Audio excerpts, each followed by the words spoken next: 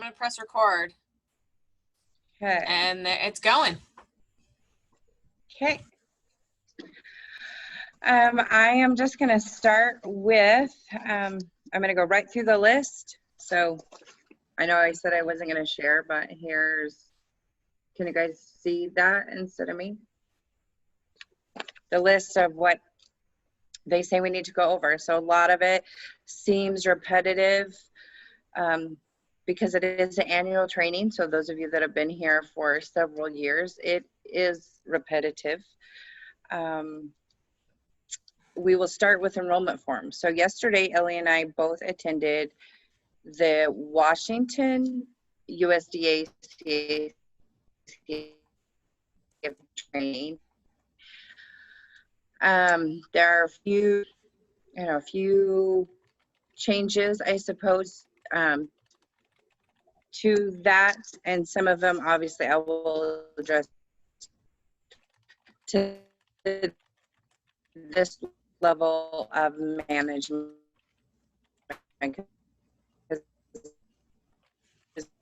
Carrie, we're not hearing you. We get to see some. You can't hear me? Can hear you now. You cut but in and it was out. cutting in and out. I don't know if it's because your head was turned or if it's just going to do it sometimes. Oh, I don't know if I can check my, hold on. Okay. Am I still cutting out? Nope. No. Okay. So I wish Washington would have produced their slides and their training in advance. They really just did this live presentation, and then they said they would be sending us all of their slides and stuff, which I understand. But on the other hand, I thought I would have loved to have had those today. One of them, the slide that really pops into my head was, you are not allowed to claim a meal without a enrollment form. So everybody understands that, right? Yes.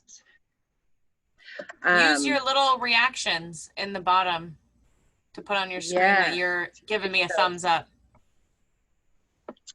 Nice. So the enrollment forms have not changed for Oregon or Washington this year. So I'm sure we've already received some. I know we have that would have last year's date. That's totally okay. I will get them updated so it has the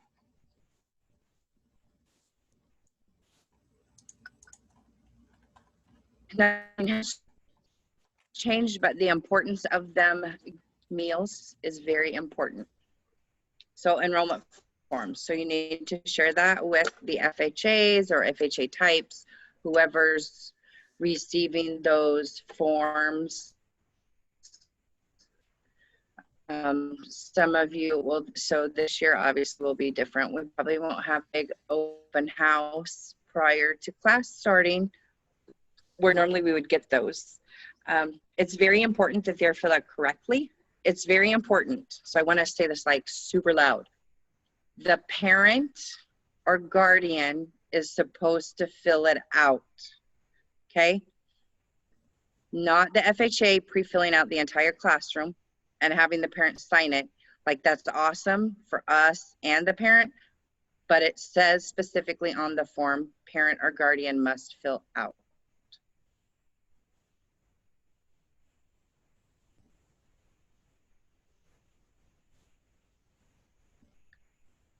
I don't see any of those little icons, I guess. So child's first and last name. So please make sure you check the box for which is the correct box for the last name. In Oregon, I don't have one in front of me. Oregon, the last name is the first box. And in Washington, it's your first name is in the first box. So it's a little different. But occasionally I get those. Oh, man. The last, if I I unfortunately just for a double check, because my position really doesn't have much to do with Child Plus, but I can go in and we'll check that.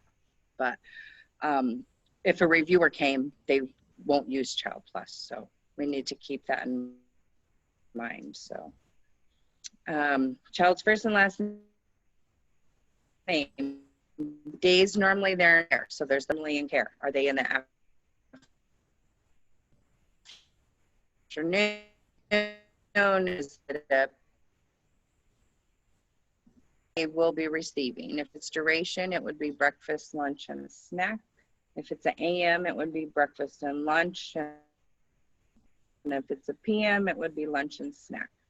The parent's signature. Probably the biggest reason why I send them back is because oftentimes the signature is missing. Like they did fill out the entire form and they just forgot to sign it. So I will send that form back. If none of them, if it isn't filled out correctly, I will be sending it back. Okay, so enrollment forms. Anybody have questions on enrollment forms? No? Okay, then I am going to move on to attendance records. So daily attendance. All the teachers get a list that I make for weekly classroom attendance, and your first week, oftentimes I will send a blank one because sometimes we don't really know, or I most definitely don't know because Child Plus won't let us, you know, they're still under accepted, so it doesn't show me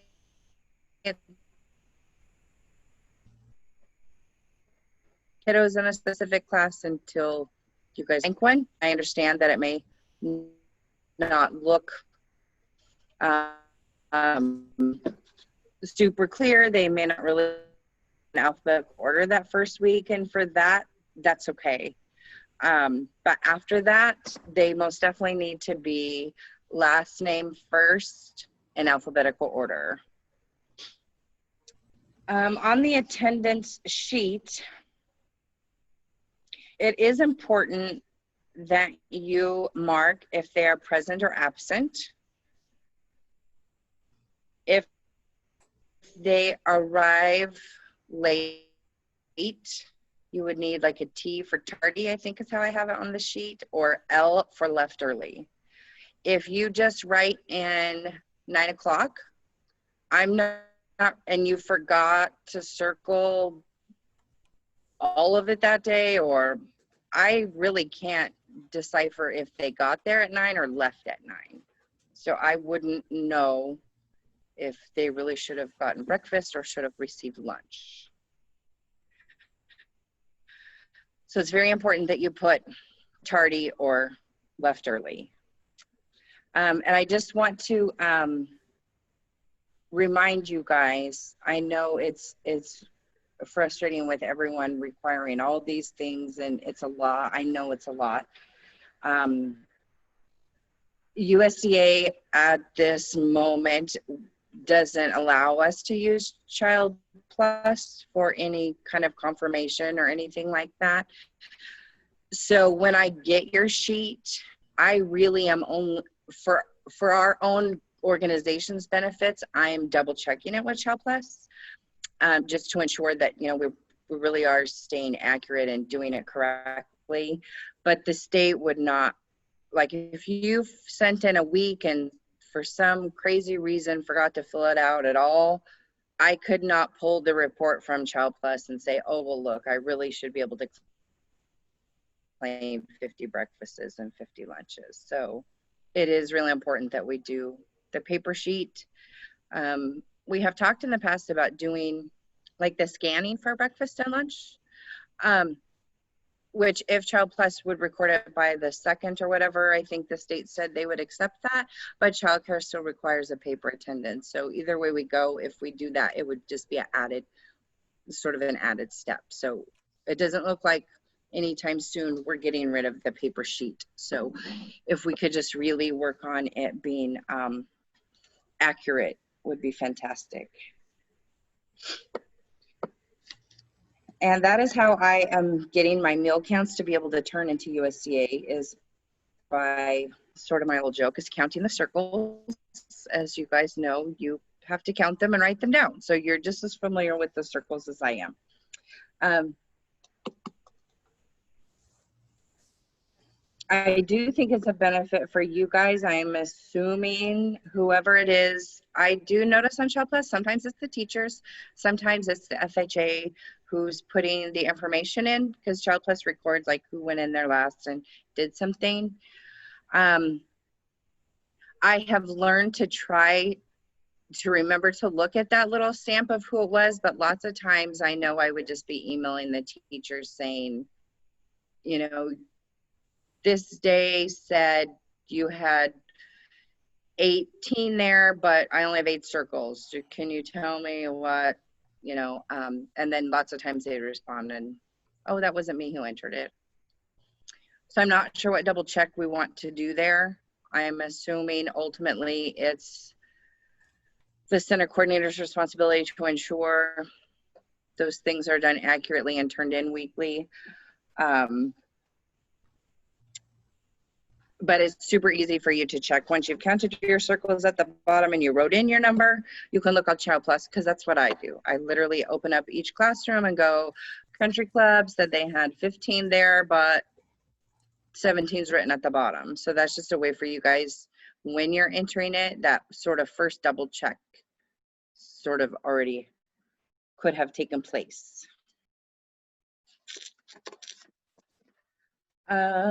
Point of service meal counts. So I'm going to go over what the real point of service meal count would be. It's when everything is placed on the table and everything has been offered to the children at least twice. That is the time that you would circle your meal. This year, it will be a little different because things will not be placed on the table to start with. They'll be on a tray next to you, but really the same type of thing. Once that happens, you would be needing to get out your attendance sheet once everyone's got their plate in front of them that you have dished out, and circle that. So it still counts as family style. You know, all that is remaining the same, just the food itself is not going to be on the table when we start. So does that make sense to everyone? Yeah, thank you, Lauren, for a thumbs up. Carrie, Yes. how is that going to work for vended meals? It should work the same. You'll have your food on your tray. We will be giving them our dishes so that really everything in a sense should look the same. It should come in on a cart, you know, like a cart that is traditionally rolled into your classroom that the cook or the staff would oftentimes take it off to set the tables. It's just that it's going to remain on that tray, on the cart. Okay, thank you. So it really should look the same. Okay. The difference may be those small individual cartons of milk versus pitchers. And that's something you guys will need to work out if you want them to actually pour their carton of milk into a glass. I mean, it's extra dishes and extra, but if you feel it's important for them to learn, you know, the pouring, I mean, I'm assuming would be up to each sort of classroom. It's not required, but some may want to do that. Okay. Okay. Thank you. Uh-huh. Okay. So attendance is extremely clear. Yes? No, maybe. I feel like I want to, and I think Ellie can attest to this a little bit. I struggle personally, I struggle with attendance. I have not counted how many classrooms we have currently, but in the past, I don't know, it was like 50 some classrooms. So when I get all of those classrooms weekly and I get through like the first 10 and I'm having to email 9 people out of the first 10, it's super time consuming for one. for the double check. So if there's just any way that you guys can please double check your own circle counting and totaling at the bottom when you enter into Child Plus, whether it's you or the FHA or something, would be greatly appreciated. It is important on your attendance sheet that you have the times of your classrooms. So lots of times those first couple weeks of the beginning of a startup, those, you know, I might have just used last year's, and maybe your classroom changed by half an hour, something like that. You will most definitely need to let me know what your guys' class schedules are. I try to put the things at the top, not required, but I like that personal touch to that. The very, very line at the top, if you guys remember from last year, that's for staff or any siblings that would be eating. So at the bottom would be the students that we're counting through USDA's total. The very, very top would be staff numbers or parents or something like that. Okay. I did want to go over one little section in the book. They bring them up every year. Common errors that can be costly for the USDA program. And the very first one is child enrollment forms are not current or missing or filled out incorrectly. Current or recording attendance as in before the participant arrives. Recording attendance as in after the participant leaves. If you have pre-circled any of the meals, if at lunchtime you decide you don't know that anybody's leaving, so I'm going to go ahead and circle all of the snacks, even though it's lunchtime. If the reviewer came in during that time, they that would be a huge flag. They would not only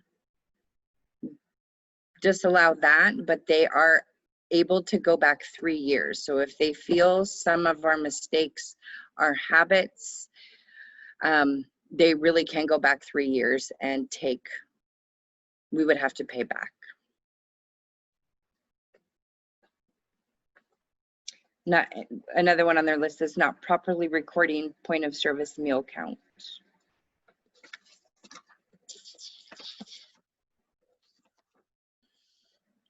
Okay, I did want to go over meal times.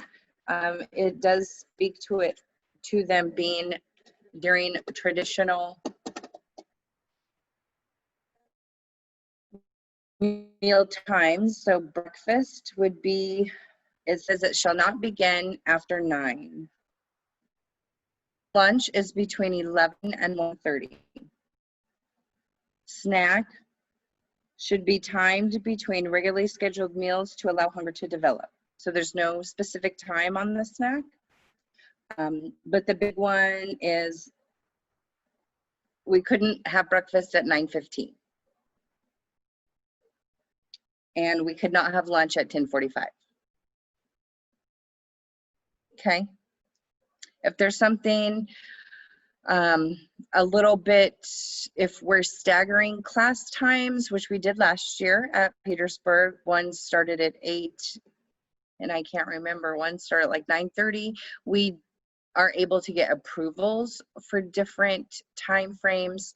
But if you're starting sort of like, if you're doing like the 6-hour class and it's from 8 to 2, they're saying you wouldn't be starting breakfast after 9 at that point, or even at 8:30. So basically, if you're going to start class at 9 or after, we could still serve breakfast, and it obviously would be after 9. We just have to get special approval for that. Okay, but if it's the normal times, that has to fall within what they, their definition of traditional meal times. Okay, water availability. This did change this year. So we need to really be paying attention. So before it said water must be available throughout the day. We had to make it available for childcare regulations, obviously throughout the day. Water now has to be offered. They have to verbally hear you offer, would you like water? And last year, I feel like it really was sort of hit and miss with pitcher water being available during mealtime or not. Sometimes it seemed to be there, sometimes not. So it's not only USDA, but also childcare regs. I know some centers have went with cup on them, which is completely fine, but it does have to be offered. They want to hear you verbally say, would you like to have some water? Carrie, Yes. if they have individual water bottles that we're going to be providing, can we go ahead and set those at the table? You can, yes. Yeah, okay. Yep. Yeah. So a couple of years ago, they didn't want the water on the Yeah. table. Yeah, it really has changed a lot. So they Okay. make it as difficult sometimes, I feel like it's, which it changes for them too, obviously, but yeah, Okay. it can be on the table. On the table. Okay, thank you. Yep. Mm-hmm. Okay.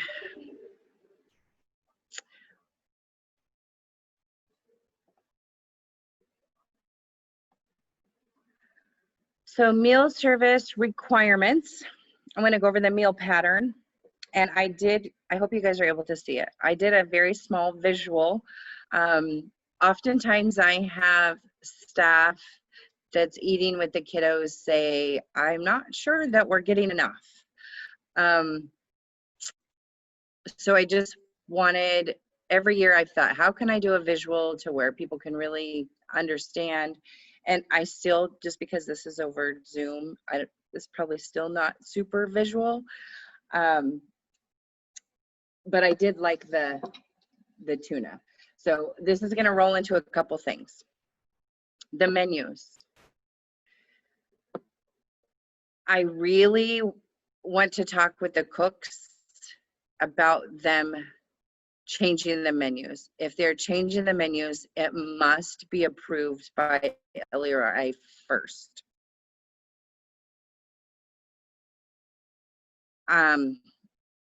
I'm guessing a question could be, what's a change in the menu? If it is not exactly what is written on, so there's certain vitamins that have to be followed. Sometimes when we would have things like a sandwich, let's say, and a cheese stick, I would have a cook say, oh, you know, I ran out of cheese sticks and I didn't have enough, so I just didn't serve them that day. I assumed they were an extra. That is usually, we do not make it a habit to put extras on the menu. Very rarely is there an extra. Snack would be the only time that there would be something extra. Snack is required 2 components. One of them must be a fruit or vegetable. So sometimes maybe we would do zucchini and crackers and a milk. So our milk is counting as one.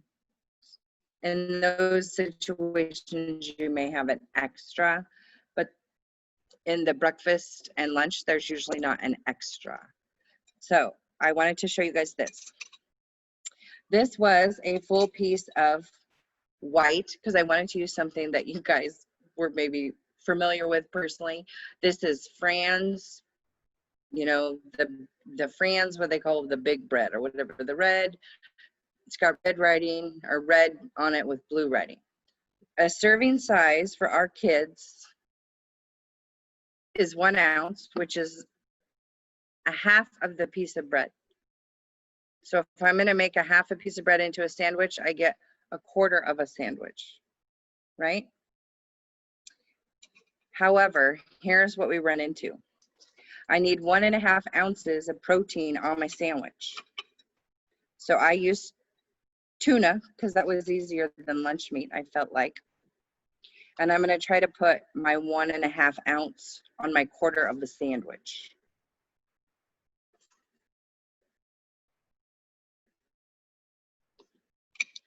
It's not staying on very well. Do we see how big that is? It's like really tall, right? And then lots of times, and actually I have quite a bit that fell off, so it's probably taller. We would give them tomato and lettuce, so they would be able to put that on their sandwich as well, which makes it even taller, right? So now they're trying to fit this big, huge sandwich. So lots of times we have it, that same 1.5 ounce made into a half a sandwich. So they're now getting double the grain they need and not the right amount of protein if they only take a quarter.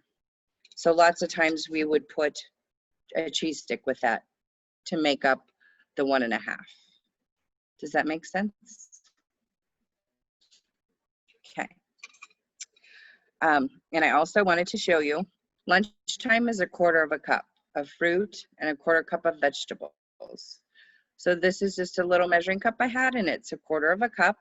And I did peach slices, 2 peach slices. Doesn't seem like much, but it's 2 that make up 1/4 cup. Okay. So a 1/2 cup would be double the 1/4 cup. So 4 slices fit into my 1/2 cup. Breakfast is 1/2 cup of fruit or vegetable. But I just want to give you guys some of a visual of that. Not only for knowing if the cook is actually providing enough, but also when you're allowing those kiddos to put 5 and 6 peach slices on their plate, that really far exceeds what the required portion is.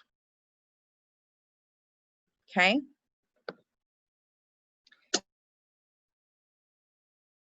The meal pattern needs to be posted in each of the classrooms, and it does speak to the age groups. So most of our age groups are 3 to 5. We obviously have ages 1 to 2 and some infants. The folks who have infants, I will probably just make sure they get the infant videos to watch so they can watch those. So I did just want to go through them really quickly.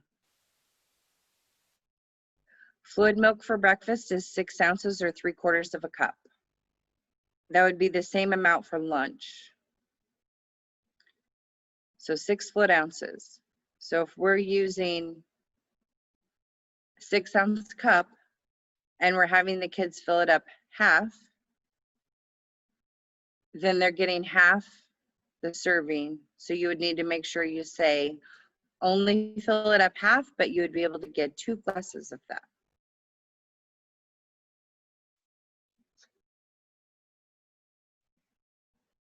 So for breakfast, like I said, fruit or vegetable is 1/2 cup a serving. And a whole grain or enriched, whether it be cereal, toast, bagel, is 1/2 slice. They are in the process of changing. It was supposed to change, I think, a year ago, and they've extended it a little bit. It's worded right now as a serving or a slice, and it will go to an ounce requirement, which I feel will be easier. There's lots of breads that are different sizes, and so to say 1/2 serving, you have a serving of a mini bagel, 1/2 serving of a large bagel, like what is 1/2? So the ounces will be much easier, I feel. So for lunch, meat or meat alternate is 1.5 ounces. Sometimes that may be in 2 options. Like our mac and cheese recipe does not count as the full 1.5 ounces. So oftentimes it will have something else with it, whether that be cottage cheese with the fruit, something like that to give that extra 1/2 ounce. Fruit and vegetable are each 1/4 cup. You can serve a 1/2 cup of vegetable, but it has to be identified as 2 different vegetables. We traditionally do not do this with our menus. We always do a fruit and a vegetable. Serving size for grain is the same as breakfast, is 1/2 a slice or 1/2 a serving. So snack, they're only required to have 1/2 a cup of milk, so it is a little bit less. If they're doing a meat or meat alternate, it was 1.5 ounces at lunch. It would be a 1/2 ounce at snack. The fruit and vegetable would be a 1/2 cup, which would be the same as breakfast, that larger portion of fruit or vegetable. And a grain, again, is 1/2 a slice or 1/2 a serving. So some of the components remain the same. Milk is different at snack, and the protein is a smaller portion.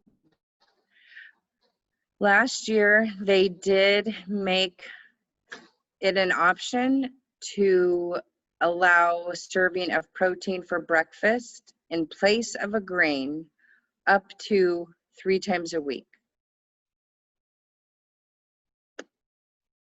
So does that make sense? So I had a couple people last year when I put scrambled eggs, and I didn't include toast. I had lots of cooks calling me or saying I did toast anyway because you forgot the grain. So they have been trained on it as well, but it's one of those things that I don't put protein in super often, so it always does throw them off a little bit.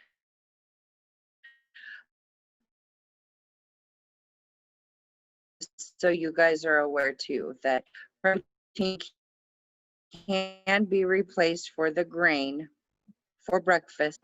Do you guys have questions on serving sizes or the meal pattern or anything like that? Nope.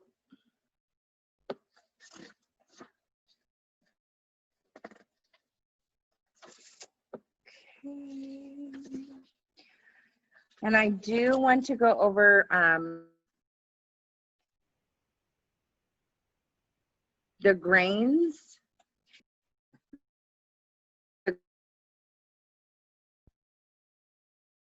Send a picture or cut out the label on any grain they serve. Crackers, bread, tortilla, their flour, even the flour that they're using, they need to cut out the nutrition and ingredients label and send it. They can take a picture of it and send it that way. There's a grain requirement that has to be made, and I have sent before, but I will re-email them to you. There is a chart on how to make sure it counts as a whole grain.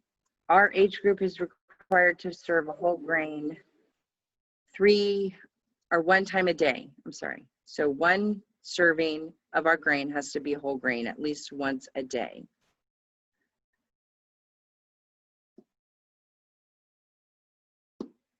I did find last year, we did have a center that the bread did not count as a whole grain. There's a sort of this little diagram that says if the first 3 ingredients are blank. So again, the cooks are trained on it, but they're the ones off shopping and doing it. And we haven't been really diligent about sending me the labels in. I have some cooks that will text me from the market and say, does this count?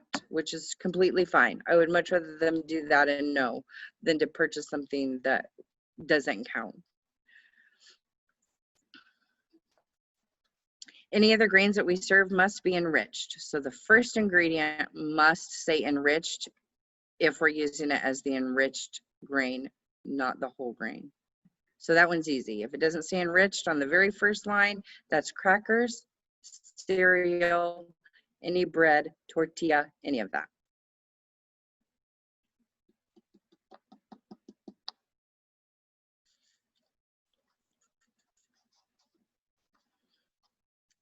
Okay. And I do really want to point that out. I know sometimes it's like, I feel like last year this happened a few times. The cooks know what they're supposed to be getting, so I don't really need to pay attention or know this.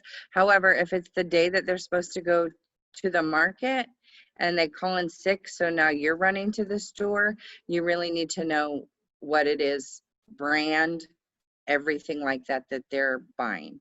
So I have to record for our records the exact brand that they're using, you know, to ensure that it is covered through USDA. If something happened and I came in, I just happened to come in the day that you were serving your sandwiches and it was you who went to the market that day, we wouldn't be able to claim any of those meals.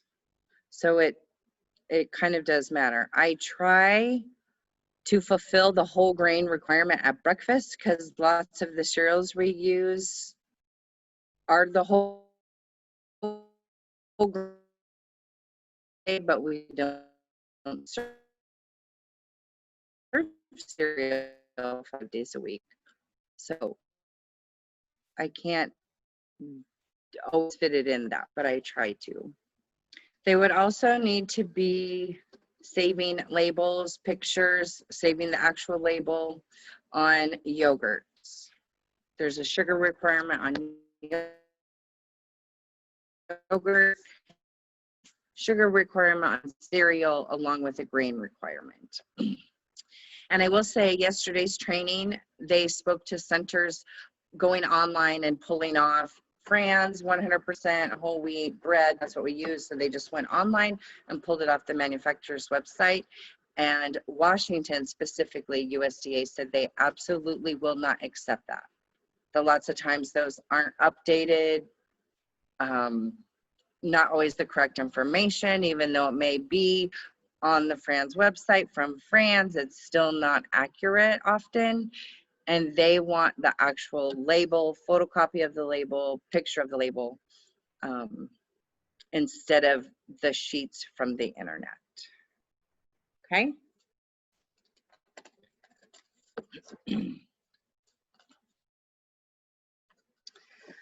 They did talk a lot about grain-based desserts yesterday in the training. We traditionally do not serve any grain-based desserts. So as far as the food that we make, I don't feel will be an issue.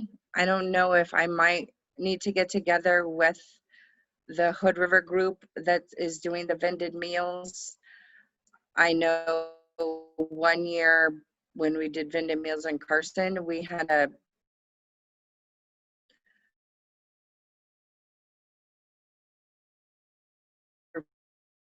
this cereal bars, you know, like it reminds me of we would not be allowed to get those. So that will be communicated with the people that we vend with, but sometimes like that cook is out sick and they have a sub and they're scrambling and to get stuff together and they would put it on the thing. We really just want to be aware that of the things that we will not be able to accept. So that's the importance of when you sign off on that sheet that you guys know and you have the knowledge that we can't have that. Does that make sense? Yeah. Did you say that it was a cereal bar? I'm not sure. You cut out right when you said what it was. Yeah, they're usually called a cereal bar. And so like in yesterday's training, they spoke to things that, anything that sounded, I mean, they talked about one of their good examples, the Velveeta or whatever that's called, sort of like a little cookie So it's sort of nutritional, like people think it's more nutritional or that type of thing, because companies have gotten clever on not calling their things dessert items, but they said if it looks or it's something that you think of as a dessert, accepted. Carrie, you continue to Yes. cut off. I think if we can just coordinate a meeting with those sites, you, maybe Ellie and I, that'll be great.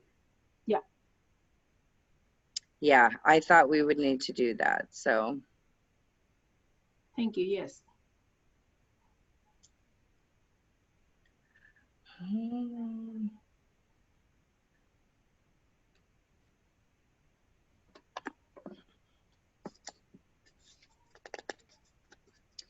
one thing I did notice, well, yeah, so when the Hood River group gets together, we'll go over some things. So, okay. So I have vended meal on here, so I'm just going to touch on that just because we do have a few more this year. There will be a daily vendor receipt for anyone who is getting a vended meal, which is similar to the sheet that we use when we transported even within our own organization. It's actually the exact same sheet. Each vendor, Hood River County School District, may choose to use their own. It would have the same information on it. If we are, so it would just be important that you guys know what components we do need to have, right? Which that form has the components listed on it. And also, if that component isn't going to count, if they showed up for breakfast and they had fruit, so you're checking, okay, yep, I see there's fruit, that looks fine. And then, but maybe they put maple bars that day. So you guys are going to know that, oh, right then and there, before you even sign, we can't have maple bars. So we're going to need to have something else. But if you sign it and you accept it, you're kind of saying that, yeah, it looks about right. And we're going to assume responsibility for that. So we wouldn't want to sign it, right? We would want to say right then and there, hey, we can't have that. Heidi, who I'm working with for Hood River County, which would be the ones, Clickitat, I haven't met with them yet this year, but I don't recall us having issues in the past. I'm trying to think. I feel like there was something, but I don't remember. Occasionally, because they are humans as we are, they would forget maybe the fruit. Like really, maybe they would forget to put the fruit on the cart that day. Excuse me. So we, for one, if we sign it and accept it, then we're saying, yeah, we received everything, which we really didn't. So you either didn't notice, just or really in that moment, you know what? I noticed we don't have the fruit on the tray. 9 times out of 10, it's probably on the counter next to where their tray was, and it just didn't make it. It really is a benefit to both programs if we speak up when we're receiving it to ensure we have the right thing. When I was talking with Heidi from the school district, she said, please, please, please have your people ask, because that probably is the scenario that it just did not quite make it onto the tray. It was in the bowl, still sitting there. Something happened, like we all know can. A kid starts something and you're distracted and it just didn't make it to the tray. So please have a good rapport with the people that we're picking our food from, that you can say, hey, I need, such and such. So let's just really, really, really work towards that. And it makes it so much nicer for everyone involved if it really just flows smoothly. Any other questions about vended meals or transporting, or it really is the same form? Okay. I will. Okay.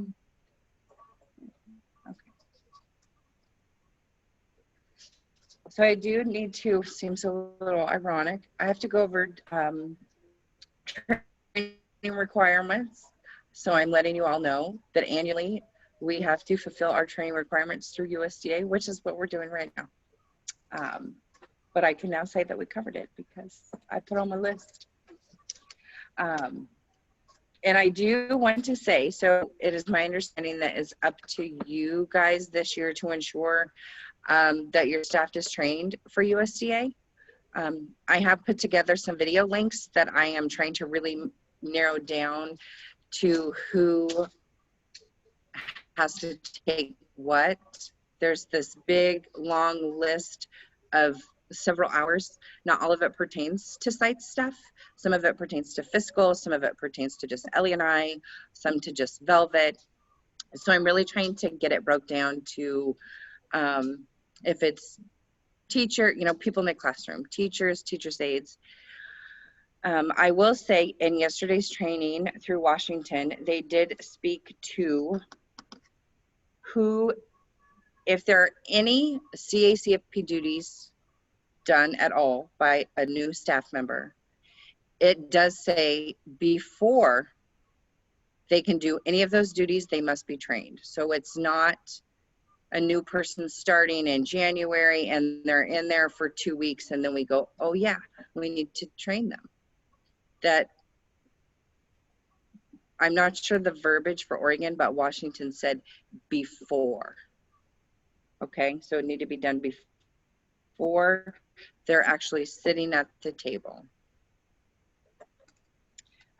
Washington also didn't speak to as long as someone knew. So Oregon, I think, has the teacher in there has been trained, and then you have a new teacher assistant or a new bus monitor, and they're going to be sitting. It's my understanding that Oregon says as long as someone in the classroom. That is not Washington's. They say everyone. Okay, any questions?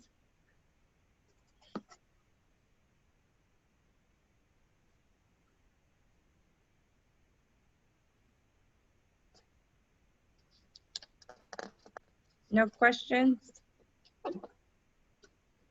You're gonna have to say it. You're on mute. Carrie Jo. Hi, it's Rhonda. Yes. Hi. Hi, Rhonda. Hello. Hey, I was wondering when you just gave that information, it was a good suggestion. Can they get it added to onboarding process to a new employee? Because that was a good point. So I just was thinking of that. The training, sorry. For training, yes. I will let Ellie take that. I don't have anything to do with onboarding, so but I would assume that's something we would do because I think that's okay. Yeah, especially as you said that that's part of the mandate, sort of. So that's a good way to incorporate it. Yes, perfect. Perfect way. Thank you. I'm gonna write that down. I think we talked about putting it on the third day, the day where not the orientation day and not the shadowing day, but the third day of the onboarding where they're doing a lot of their other mandatory trainings on a computer, getting everything set up at the site. That would be the day that I have in mind of that fitting in well before they're in a classroom. Okay, so then, Ellie, what should happen on the shadow day is that they should not be serving food then on a shadow day. Because they wouldn't have trained yet. So that's just something to think about. So maybe we switch those days, or we'll think about it. Yeah, just think about it. I mean, it's just something that as it popped into my head, if I was a new hire, how that would feel. Yeah. I would say though, if they're shadowing, that would be meaning that there would be someone else there I don't know, the argument could be that they're not really doing any instruction. Mm-hmm. I don't know. That's just a thought, but because sometimes it's good for them to see it first and then take it and they go, oh, that's what they're talking about. I don't know. What do you guys I think? think that's a good point, Carrie. I would rather not change the onboarding schedule if we don't have to. Because if they're have shadowing, the- that's meaning they're not the ones Yeah. responsible, correct? They're watching someone. Yeah. Mm-hmm.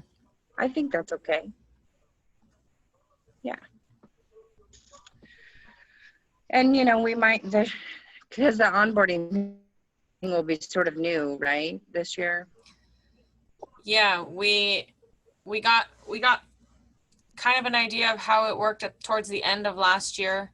And then this year I've already seen a couple people starting to go through it, and I think that we'll have it smoothed out hopefully this year. Good.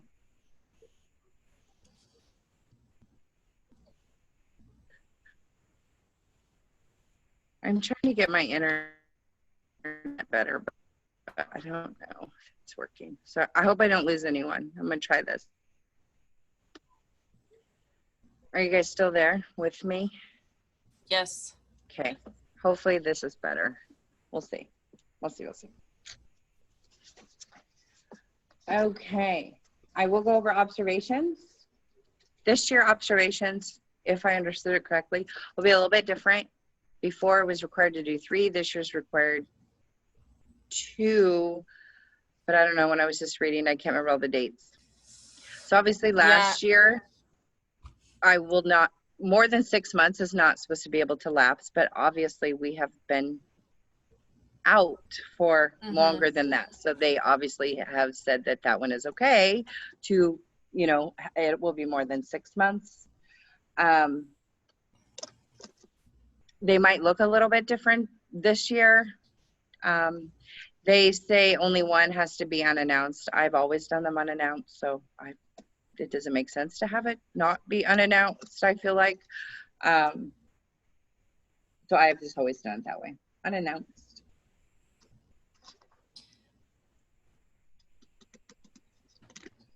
So family style meal service. I do want to go over it just because it is how we do our meal service, which again, this year we know will look a little bit different.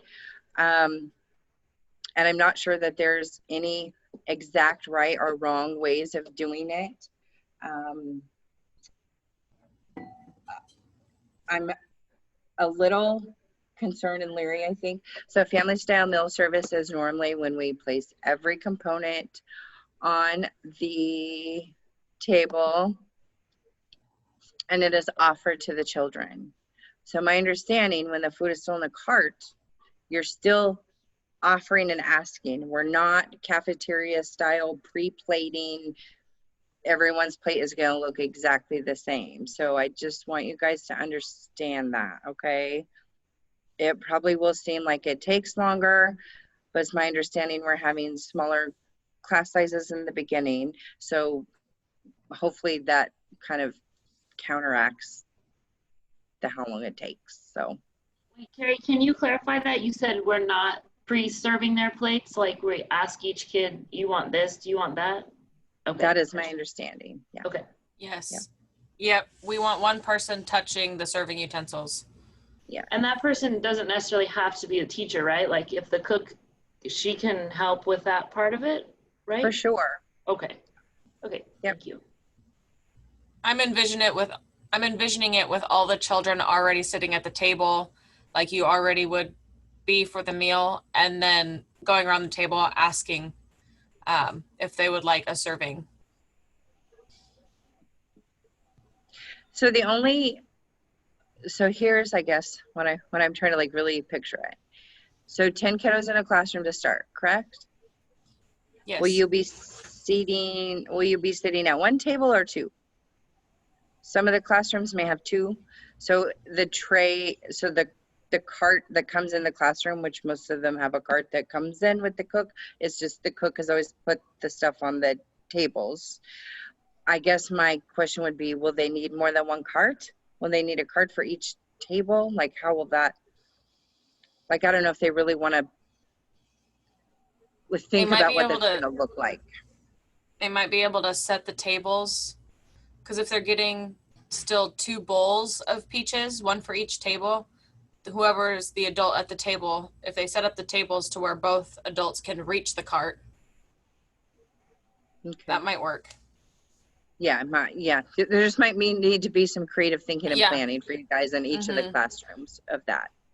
Because carts are not cheap or easy to acquire, oddly. So, you know, that first week, if you go, yeah, we need 16 carts, that may not happen overnight. So if you guys really, really think beforehand that you're going to need them, you'll have to let us know and we will try really hard to get them. But on a Well, normal situation, they're hard to get.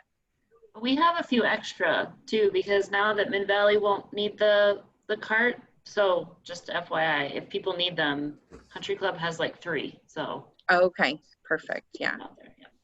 Thank you.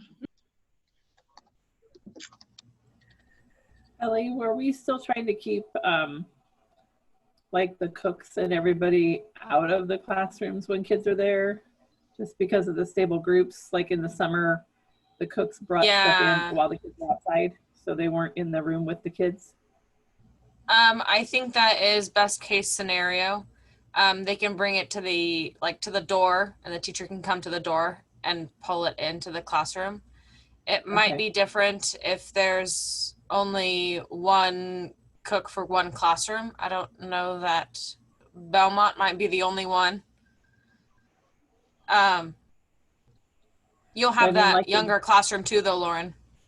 Like in Golden Dale, I mean, there's 5 classrooms, so we don't want the cooks going in all No. 5 classrooms, so they're just going to be taking them to the door, and then Yes. the teachers will grab the carts. Yeah. Okay. In Goldendale, on what Tracy was saying, is our ECAP classrooms are in one building and they share a cart. Are we gonna wanna do that? We're going And to then have 2 carts. also, okay, and then also as they send the carts back out, should somebody be sanitizing them before the cooks come and get them? Or should the cooks go ahead and wear gloves when they're bringing them back into the other building? I would, so they don't have to wear gloves. They can choose to, since they're not necessarily cleaning. But they can be diligent about when after they take the cart, wash their hands. Okay. Since they'll be going from 3 different buildings. Yeah.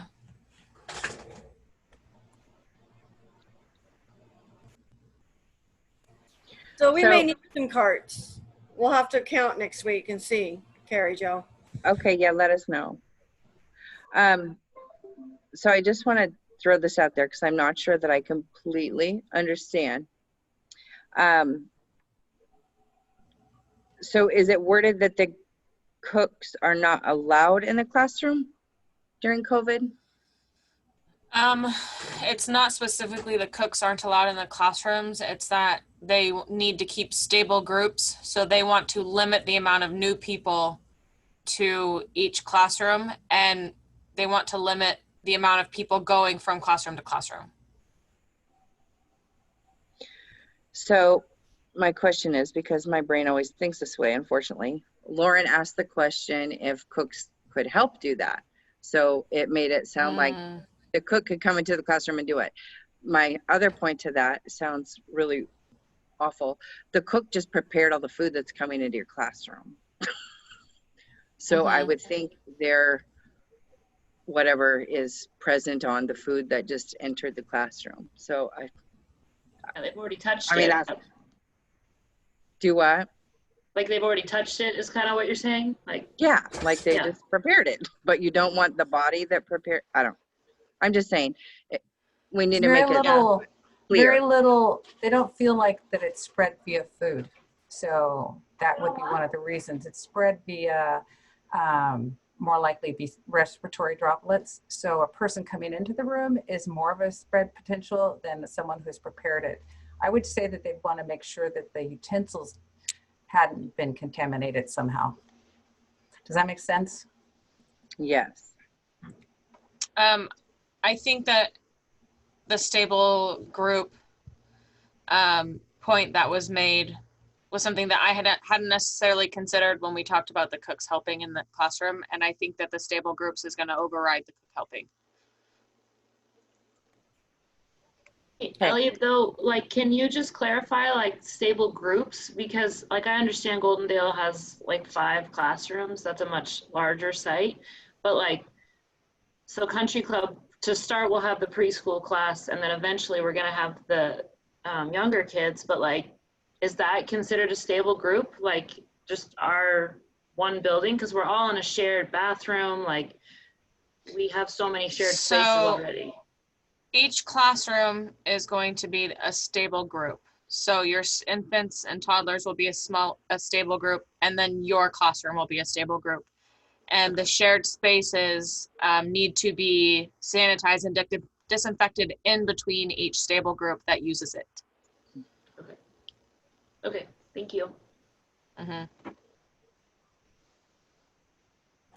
Yeah, that'll be a lot of learning as we go, I'm sure. Yes. And I think for Goldendale, if the cooks are going into 5 different classrooms, they're being more exposed. Mm-hmm. For sure. That would be a concern for my staff, for those 2. You know, we want to keep them healthy and keep them stable. Well, they're The being less exposed. people, yeah. They're being exposed, but they're also, if they are exposed, they're going to take it from classroom to classroom.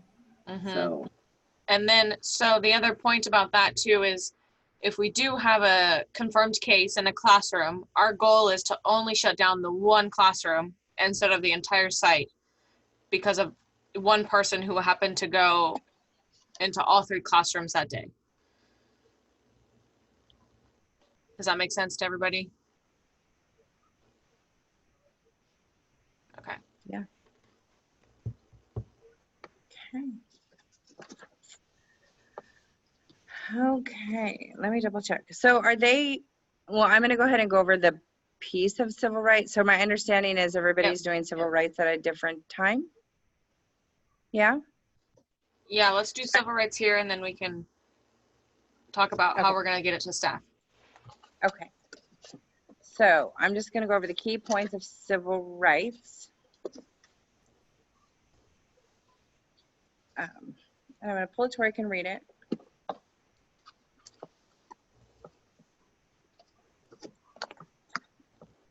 So what is discrimination? It's a different treatment which makes a distinction of one person or group of persons in a protected class.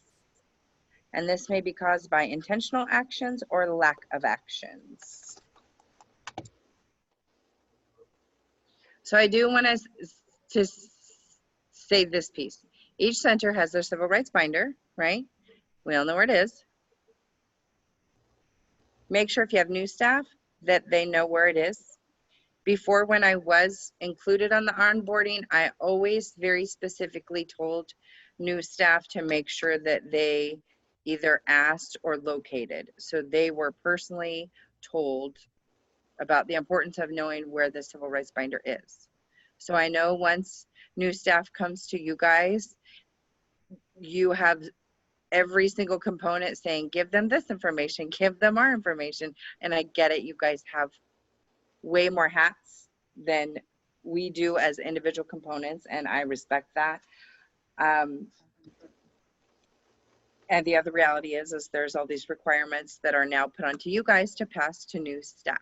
So make sure that you let them know where the binder is. So the CACFP USDA's protected classes are race, color, national origin, sex, disability, age. Washington's did expand theirs if you're in a school setting. I am going to email the specialist because I'm a little confused on just because we rent a classroom from a school setting. This is my understanding. We would follow their protected classes, which is the way I understood it. And their protected classes is a little bit longer list than this. So if you're in a school setting, and I'll need to check with Oregon, even though Oregon's didn't really speak to that. I will ask to make sure if we're in a school setting, if our literature needs to reference those or not. Basically, the new added ones were, I can't even think of them now because I don't have it in front of me. Do you remember, Ellie? There was like I a don't longer off the list. top of my head. Yeah. One of them was like military service or We did talk about it yesterday. Yeah. As a Velvet went over the protected classes yesterday as a group, and I remember there being 9. Yeah, it's a much larger group. I'm assuming eventually the civil rights through USDA will probably go just to what the school districts do, but right now it isn't that way. It's only if you're in a school setting. But one that I did notice they added this year that had never been on there before was they worded it a little funny, pre-civil rights complaint something. So like if somebody had turned in a civil rights complaint before, then those people would be protected for any complaints that they may put in. And along with that, they are changing. In your guys' binder currently is the log, the procedure, and the complaint forms. If I understood it correctly yesterday, so I'm going to double check, is we shouldn't be keeping the log in the book anymore, because that was their point, was that if I am an employee and I want to make a complaint, everyone has access to that log and they can see that I made the complaint. So it's my understanding that the actual log needs to be put somewhere to where only a few people have accessibility to that. So in the event you did have to give out a complaint form, a parent asked, an employee asked, anything like that, you wouldn't just be logging it in the log that's in the book. There would be a specific location. And Washington made it sound like it could be a spreadsheet. Like they actually sent us, like gave us a copy of a spreadsheet that it could be on a file. I'm not sure how that'd work for us because everybody has different logins and kind of all that crazy stuff, but we could figure out a way to put it on the one that everybody has access to, I guess. But to me, that's the same thing as it being in the book. And I don't know.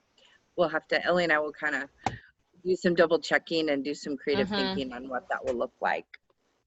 But that will be one of the things, that was one of the big things that changed with civil rights, was that log.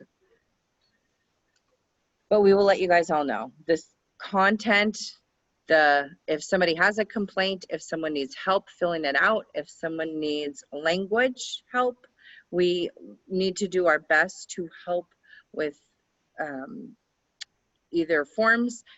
The forms in our book, I always have English and Spanish forms in our books. If for some reason we did need a different language of forms, we would see if each state already had a form in that language. And if not, we would have to get a form translated by a translator and get a form to them and get someone who could help them for LEP. So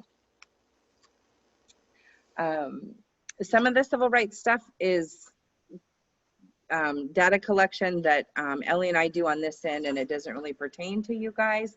It oftentimes is information that we may be getting off of the enrollment form.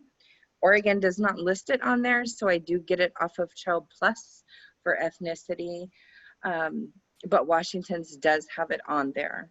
If they choose to leave that blank, it does say to take a visual, you kind of do this visual thing, but that is something that we do.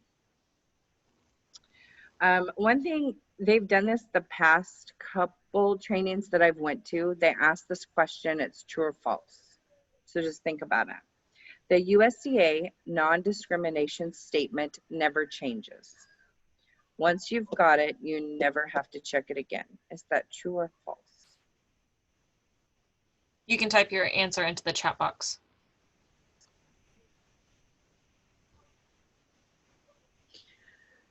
It's false. I haven't seen any deals, but I'll just let you guys know it's false. I feel like they don't change things often, but they do sometimes change things. So since the 10 years that I've been here, their actual non-discrimination statement has changed. So I know a lot of us read it and we just glance at it and see that it's there. And we may not even really notice the change, but it has changed in the past. So any publication that we send out, menu, if you're doing a newsletter for your center, what are some other things that you guys send out?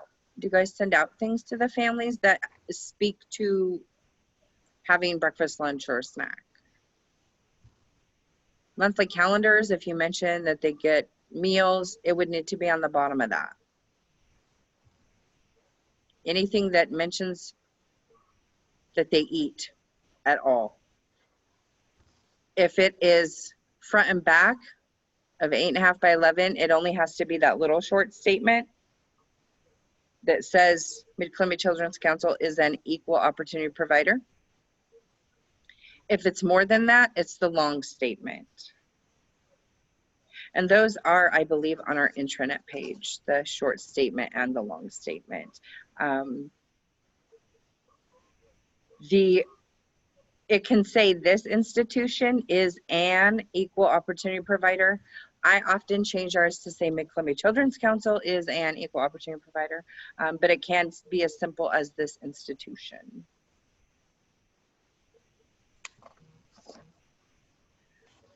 And the last review I had, they did ask me for a couple pieces of documentation that would show that we had this on it. So if you guys are sending things out as a center, and again, you're mentioning anything about food, USDA, that we come together at meals, kind of anything, even if it seems really generic, we would need to have that statement on there. So if you ever, when in doubt, put it on there, or call Ellie or I and ask if it's something that, if you're not sure. And here's the other key thing. Whatever size font, the main body of your flyer, newsletter, just a letter going home, the calendar, the menu, that statement at the bottom has to be in the same size font. So it can't be that you have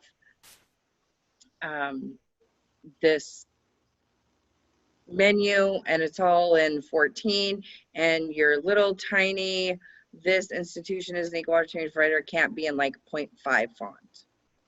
Okay, same size. So those are the major things.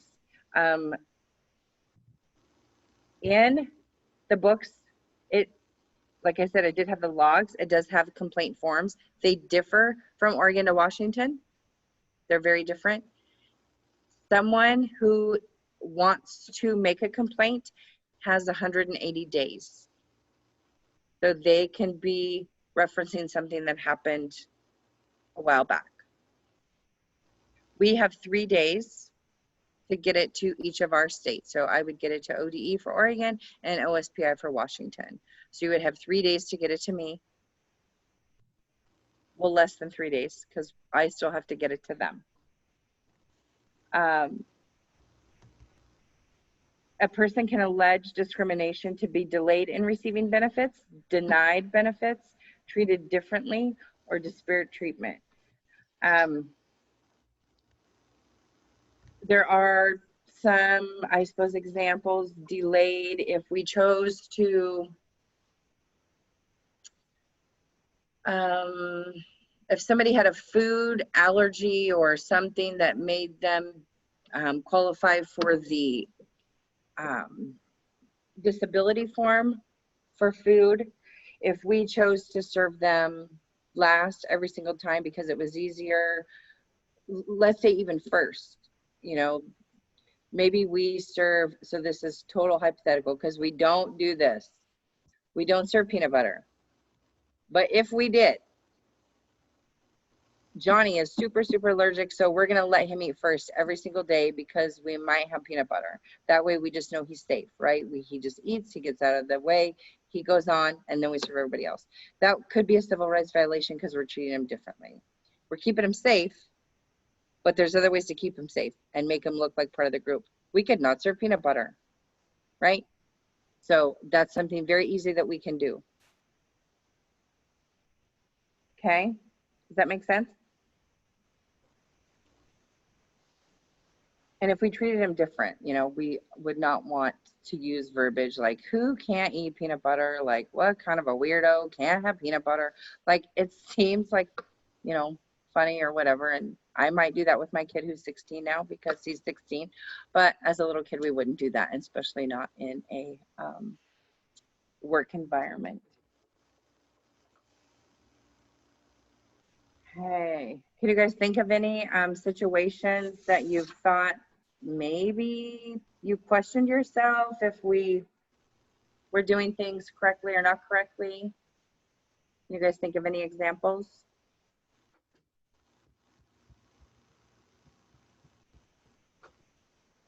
No? We're good?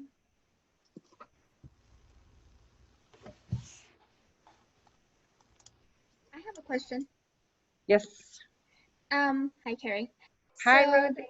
if we have some kids who are doing the virtual learning, are they going to be offered like meals or not at all? If they decided to drive by and pick up the meals and activities. I cannot answer that. I'll have to Okay. ask Ellie. Okay, thank you. Uh-huh. I think we have to get a special waiver, which we have not applied for because we have been sending the kids to the school districts to get the free meals.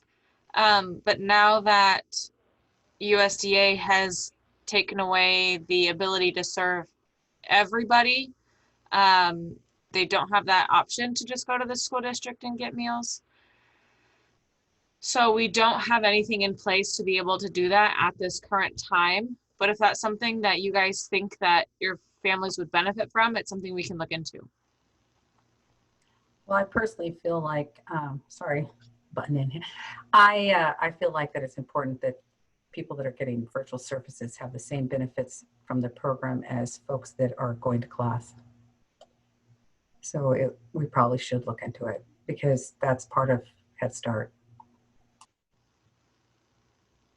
I agree, Karen. So that's something that I will make a note of. Ellie, you have a question in the chat. Oh, sorry. Thank you. Yeah, so when we went in, the question was, what do you mean USDA took that away? So last year there was a waiver put into place that if you were serving meals, if you had applied and got approved to serve out of it's like a summer program type meal style, anybody from ages 0 to 18 could go to the school and get meals, no matter who you were, as long as you fell into that age group. They have made it so you have to be enrolled in that program in order to pick up meals now. Enrolled in that school, enrolled in that program. It's like brand new because when all this started, I was able to pick up meals from my school for every child in my home. Yeah, they talked about it yesterday. Did they talk about it yesterday? I've been listening to a lot of meetings lately. I think they all kind of are jumbling together. Ellie, I was just at our school board meeting and our superintendent said that we weren't allowed to do meals for anyone that wasn't enrolled because we're not in that summer program.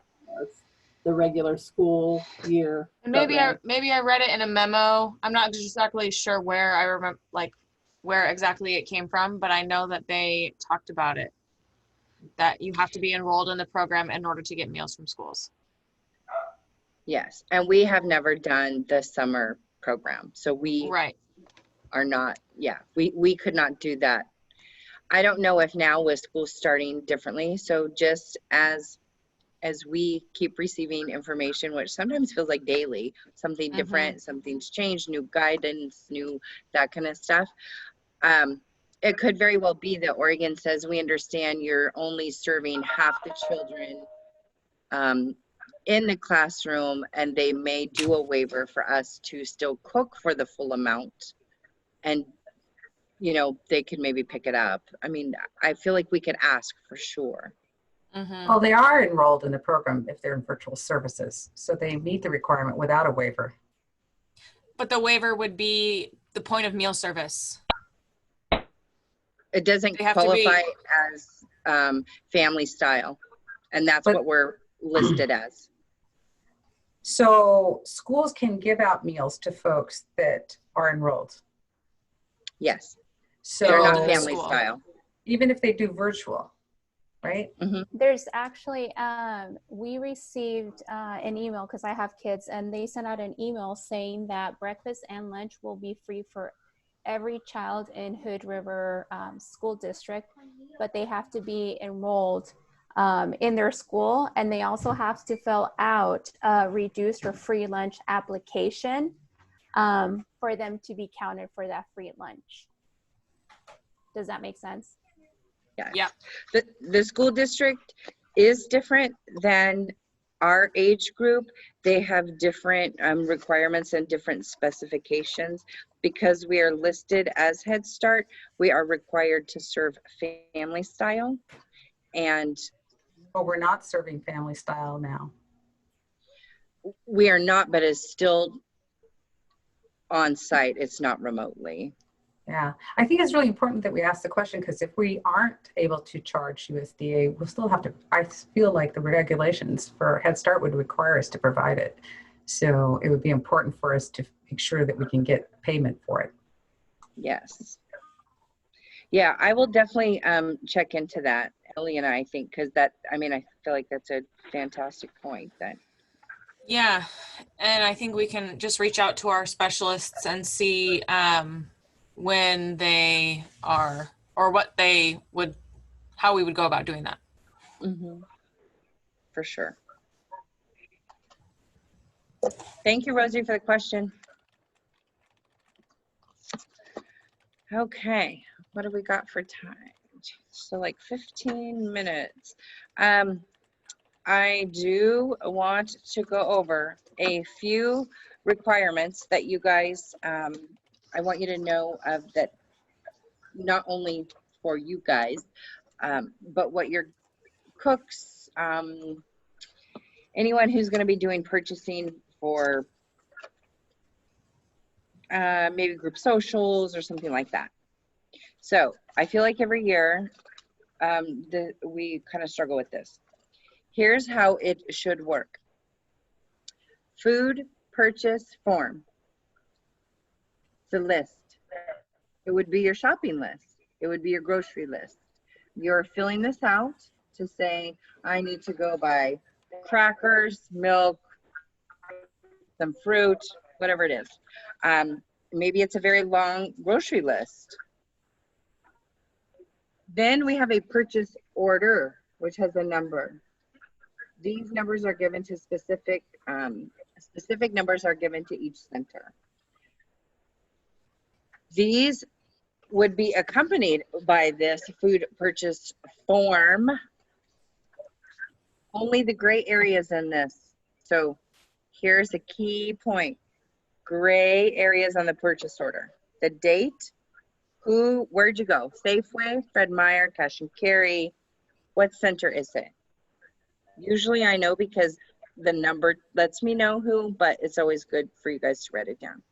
The program, are we, Goldendale, here's an example. Are we using it for all of the classrooms? So then we would just write all. We're gonna do Head Start funding, ECAP, and whatever the new, whatever all that is. If it's something purchased specifically for a specific classroom, this is only gonna go into the Head Start classroom. Then I would need to know Head Start only or ECAP only. Maybe the cook is picking up materials to make Play-Doh, and maybe that's only for ECAP classroom or a Head Start classroom or a OPK classroom. Then I would need that identified separately for coding or fiscal. These are only filled out and returned to me if it will be, this is a little confusing, USDA purchase, or if it's a vendor, the bill comes to me. If you purchased it with your Visa, but it's still USDA, I would need a copy of this, but you would need the original to go with your receipt, but I would need a copy.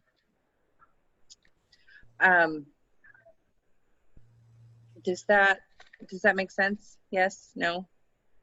If you guys have extra questions or you want a little more individual, let me know. So the cooks are pretty good at knowing how and what to do. It's sort of that when the cook calls in and someone else goes. So let me be more specific. What I don't want on here is your grocery list. This is the purchase order form. So I don't want napkins, toilet paper, strawberries. Does that make sense? I use this area to tell fiscal where to code it. Okay. This is your grocery list.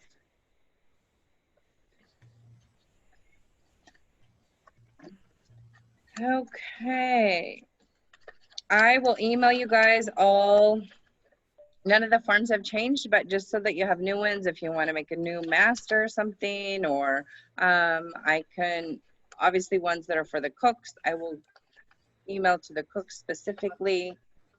I'm guessing there's probably a lot of new staff, so I won't know who maybe all of my FHAs are or FHA types. So if you guys do get something and it is just sent to you, like the CACFP form, the enrollment form, I'm probably sending it to you because I didn't know who at your center to send it to specifically to make sure the right person got it. So if you guys are getting it, if you would make sure that the FHA or whoever it is who's meeting with that parent to get the forms filled out, that if you would give it to them. Carrie, do you normally keep these forms on the intranet, or could you please save them on the intranet so we can access them? They are on the intranet. Okay. Yeah. Yep. They are. I always like to just send them though. You know, the first of the year, I try to go in and change the date just so, I don't know. And then I try to email them just because I feel like then they have it. And if they want to save it on their desktop, you know, they can save it on their desktop even. Carrie Jo? Yeah. On the purchase orders, you want them, you number them, right? And send it to them? Yes. I do not want a whole bunch of copies made of the same number. Yes. Right. Okay. Thank you. Okay. Do you guys have other questions?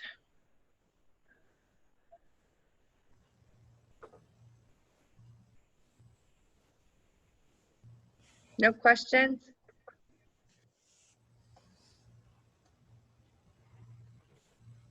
If not, I think I'm done. A few minutes early for break. Sounds good. Karen, I think you're next at 3.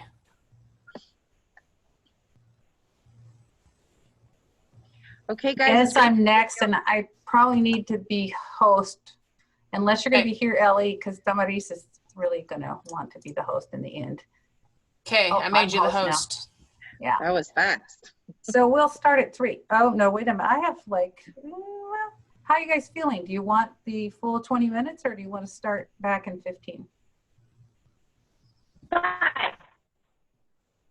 What was that? 5? No. I'm seeing everybody looking pretty exhausted. So